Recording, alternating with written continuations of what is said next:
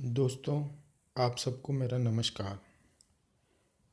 500 और 1000 रुपये के पुराने नोट बंद होने के बाद से जो पुराने नोट बैंक में जमा कराए जाएंगे उनके ऊपर इनकम टैक्स कैसे लगेगा, इसके बारे में काफ़ी अटकलें आपने सुनी होंगी। आपको अगर पता हो, आज लोकसभा में भारत सरकार ने इन अटकलों को शांत करते हुए एक क्लियर कट पॉलिसी का डिक्लेरेशन किया है, जिसमें प्रधानमंत्री गरीब कल्याण डिपॉजिट स्कीम यह एक स्कीम लाई गई है, जिसमें इनकम टैक्स के बारे में सब कुछ क्लियर बता दिया गया है और कानून में बदलाव भी किया गया है। जो नोटबंदी होने के बाद स्पेशल इसी पर्पज़ से जो लोग नोट जमा करेंगे उसके इनकम टैक्स के बारे में इसमें स्कीम बनाई गई है। अभी इस स्कीम में क्या हिडन कॉस्ट है वो बताने के लिए हम ये वीडियो बना रहे हैं।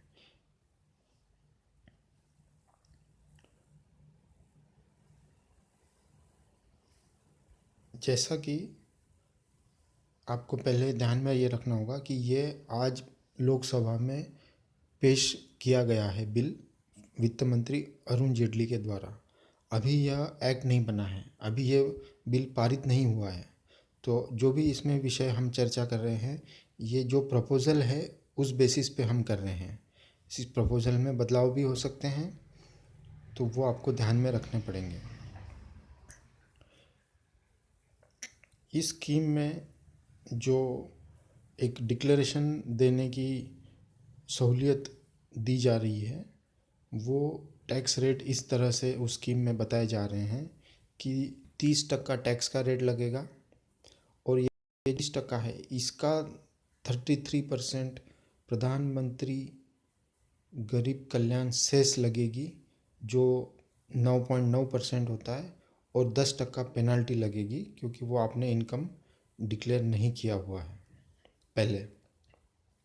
आज नोट बंद होने के कारण आप उसको जमा कर रहे हैं, तो टोटल आपका जो खर्चा, मैं वर्ड यूज़ कर रहा हूँ, टैक्स पेनल्टी से सब मिला के टोटल खर्चा आपका बैठता है इस स्कीम का फ़ायदा उठाने के लिए जो बताया जा रहा है 49.9% बनता है।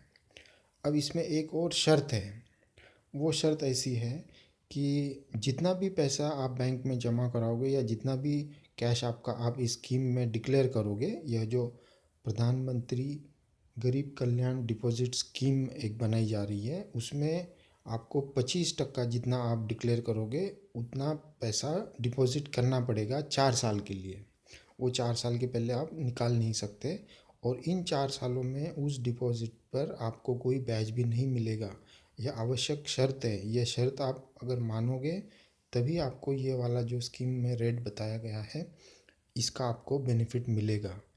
तो यह मैंने सोचा कि जैसा मारवाड़ी हिसाब में पड़ता बनाया जाता है, कि मैंने ये सोचा कि इंटरेस्ट का कितना लॉस हो रहा है, तो अपने को एक्चुअल कॉस्ट कितना पड़ता है इस स्कीम को फ़ायदा उठाने का, वो कैलकुलेट मैंने किया है। उसके जो अपने को अगर एफडी रखते हैं अपन उस 25 रुपये का, उस 25% राशि का, तो कितना ब्याज मिलता, वो भी तो अपना नुकसान ही हो रहा है इस 49.9% के अलावा।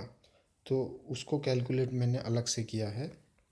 अभी फिक्स डिपॉजिट का जो रेट है वो पकड़े हैं इसमें। एक उदाहरण के लिए मान के चलिए 7% रेट अपन पकड़ते हैं, तो जैसा कि आरबीआई की गाइडलाइन के मुताबिक जो इंटरेस्ट है वो क्वार्टरली अकाउंट में दिया जाता है हर तिमाही में।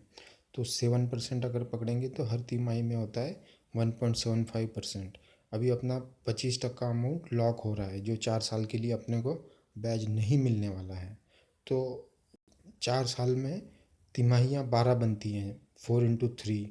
तो हर तिमाही में अपने को जो ब्याज मिला होता और फिर वो ब्याज के ऊपर जो ब्याज मिला होता, इसका मैंने टेबल बना के कैलकुलेट किया है। तो जो 25 रुपये हैं वो 4 साल में अपने बनते थे 7% से 33.5 रुपीज़, मतलब 8 रुपया 50 पैसा या 8.5% अपना इंटरेस्ट का लॉस इसमें होगा अगर 7% रेट मानते हैं तो। और अगर एफडी के रेट कम हो रहे हैं इसको मानते हुए आप 6% मान लो तो क्वार्टरली 1.5 होता है। और 12 क्वार्टर का जैसा कि मैंने पहले बताया उसका बनता है 32 रुपया 54 पैसा। 25 रुपये की वैल्यू होती थी अगर बैच मिलता तो इस केस में अगर 6% बैच पकड़े तो 7.54 मतलब कि 7.5 आप राउंड फिगर पकड़ लीजिए 7.5% यह अपना इंटरेस्ट का लॉस इसमें होगा। तो यह इसमें कॉस्ट लगने वाली है। एक और बात है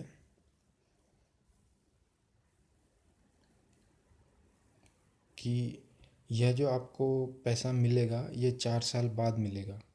अब आपने सुना होगा इन्फ्लेशन होता है। आज जो 100 रुपया है या वो जो 25 रुपया आपका आज जमा होगा वो आपको 4 साल बाद भी 25 रुपया मिलेगा। लेकिन तब तक दुनिया महंगी हो चुकी होगी। तो महंगाई जो इन्फ्लेशन होता है वो आपके उस 25 रुपये की वैल्यू को कम कर देगा। तो वो अगर आपको पता होगा गवर्नमेंट ने आरबीआई को लिखित में जो टारगेट दिया हुआ है इन्फ्लेशन का वो एक कम से कम मान के चलें तो 4% इन्फ्लेशन रेट मान के चलिए। तो उसका अगर हम कैलकुलेशन करते हैं तो वो ऐसा होगा कि जो 25 रुपये आज के हैं जो चीज़ आज 25 रुपये में मिलती है 1 साल बाद 4% इन्फ्लेशन से वो 26 रुपये पे मिलेगी। उसके 1 साल बाद 26 के ऊपर 4% हो जाएगा। ऐसा हर साल करते हुए 25 रुपये 4 साल बाद उस चीज़ को ख़रीदने के लिए 29 रुपये 24 पैसे लगेंगे। इसका आप फैक्टर निकालोगे तो 1.1698 आता है।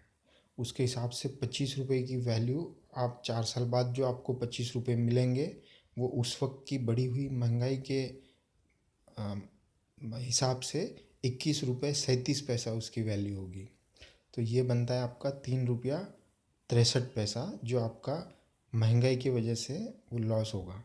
अभी इसमें दोस्तों एक बात ये होती है कि जो इंटरेस्ट रेट हमने पकड़ा 7 या 6%, अर्थशास्त्री ऐसा मानते हैं कि इन्फ्लेशन या इंटरेस्ट रेट में पकड़ा हुआ होता है, उसके ऊपर थोड़ा सा जोड़ के इंटरेस्ट रेट होता है। तो ये मुझे भी पता है तो इसलिए आप उसको जोड़े नहीं जोड़े आप उसको जोड़ सकते हैं। अगर आप माने कि 4% नहीं पकड़ा होगा, आप मान के चलिए कि 3% ही पकड़ा होगा तो आप थोड़ा सा इन्फ्लेशन का भी जोड़ सकते हैं।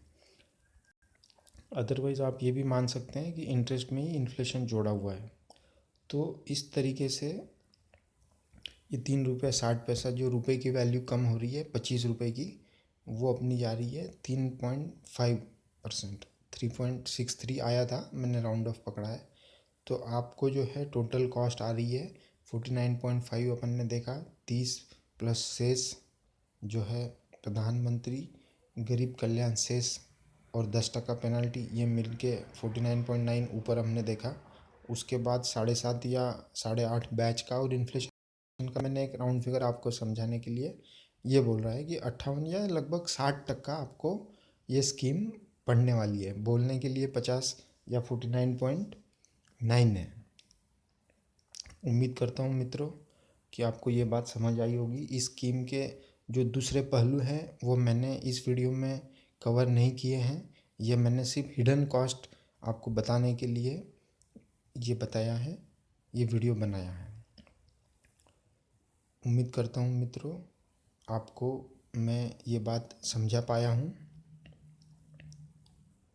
थैंक यू, शुक्रिया, धन्यवाद। यह हमारी वेबसाइट, हमारा ईमेल एड्रेस और हमारा यूट्यूब चैनल आप स्क्रीन पर देख सकते हैं। इनकम टैक्स संबंधी, डीमोनेटाइजेशन संबंधी और भी वीडियो हम बनाएंगे। आप यहाँ पर वापस आके देख सकते हैं। Thank you.